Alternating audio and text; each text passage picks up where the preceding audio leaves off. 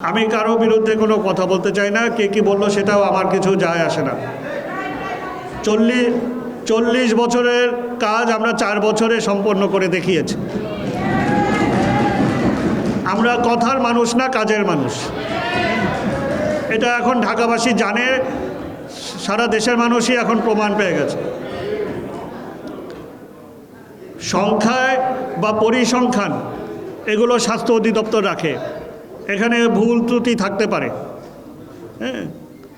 কিন্তু আমাদের যে পরিসংখ্যান, আমরা মাঠ পর্যায়ে যেই কাজ করি, 2023 সালে স্বাস্থ্য অধিদপ্তর থেকে যত তালিকা আমরা পেয়েছি, আমরা 27,000-এর ঊর্ধ্বে স্থাপনায় আমাদের কাউন্সিলরদের নেতৃত্বে আমাদের মশক সুপারভাইজার, মশক কর্মীরা সেখানে গিয়ে তারা সেই স্থাপনা পরিদর্শন করেছে, পানি নিষ্কাশন করেছে, পানি সরিয়েছে, জমা পানি ফেলে দিয়েছে, লার্ভা ধ্বংস করেছে 27,000-এর ঊর্ধ্বে। এই কার্যক্রম কি 2019 সাল বা তার আগে ছিল? কেউ করতে পারত? কারোকে সেই কর্মপরিকল্পনা ছিল? কিছুই তো ছিল না। কেউ তো চিন্তাই করে নাই যে সোর্স রিডাকশন হলো সারা বিশ্বে আন্তর্জাতিকভাবে নির্দেশিত স্বীকৃত পন্থা এডিস মশা বিস্তার রোধ করার।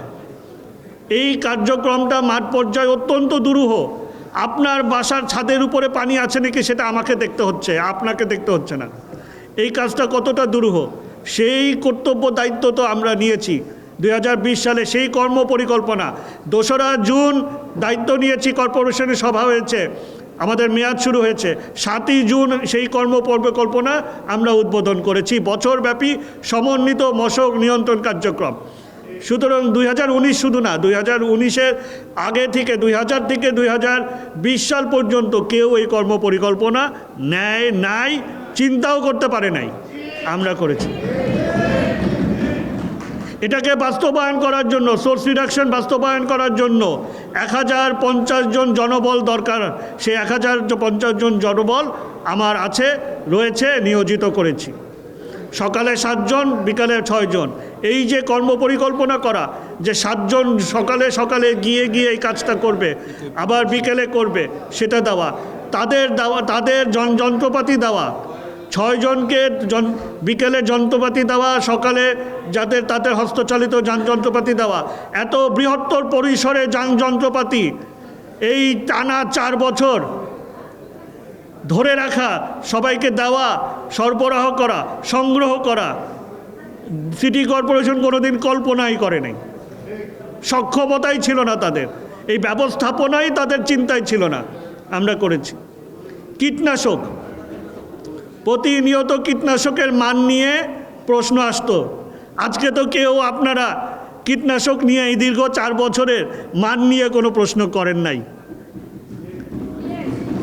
এই কীটনাশকের মান ধরে রাখা কতটা দুরূহ সেটা আমরা করতে পেরেছি, সুশাসন নিশ্চিত হয়েছে। আমাদের ক্রয় বিভাগ, ভাণ্ডার বিভাগের নিয়ে এখন কেউ কোনো প্রশ্ন করে না। আমাদের মশক বিভাগকে নিয়ে, আমাদের এই কার্যক্রম নিয়ে কেউ আর প্রশ্ন করে না। আগে তো পদে পদে সেই প্রশ্ন হতো। রোগীর সংখ্যা কত হলো না হলো সেটা কিন্তু নির্ণায়ক বিষয় না। বিষয় হলো আমার কর্মপরিকল্পনা এবং আমার ব্যবস্থাপনা নিয়ে আমি ঢাকাবাসীর সেবাটা দিতে পারছি নাকি। এমন কোনো রুগী বলতে পারবে না আজ অবধি যে সেই রুগীর বাসায় আমার মশক কর্মী যায় নাই, আমার কাউন্সিলর যায় নাই। সেই প্রত্যেকটা যত ভুল তথ্য দিক, সঠিক তথ্য দিক, যেই ঠিকানায় আমরা সকাল 9টার মধ্যে পেয়েছি, সেই ঠিকানাটাই আমরা দিনের মধ্যে সেখানে আমরা পরিদর্শন করেছি। সেখানে যা কার্যক্রম, পানি সরানো থেকে লার্ভা ধ্বংস থেকে পরিষ্কার পরিচ্ছন্নতা থেকে আমরা করেছি, আমাদের কর্মকর্তা কর্মচারী কাউন্সিলরদের নেতৃত্বে করেছে। সুতরাং সংখ্যা দিয়ে এর সফলতা নির্ণয় করা যাবে না।